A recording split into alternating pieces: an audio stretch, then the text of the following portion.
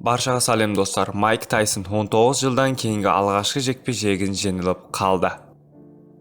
Әйгілі америкалық боксшы Майк Тайсон 2005 жылдан бері алғашқы рет кәсіпқой бокста жекпе-жек өткізіп, жеңіліске ұшырады.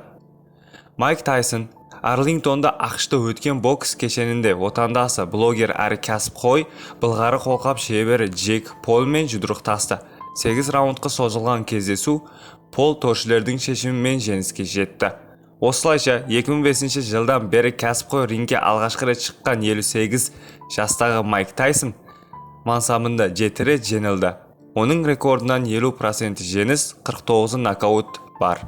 Ал 27 жастағы Джек Пол 11 рет, 7 рет нокаутпен жеңіске жетті. Ол тек 1 рет қарсыласын есе жіберген. Еске салайық, Майк Тайсон салмақ өлшеу рәсімінен соң көз түйістіру кезінде Джек Полды бетінен шапалақ өріп жіберген болатын.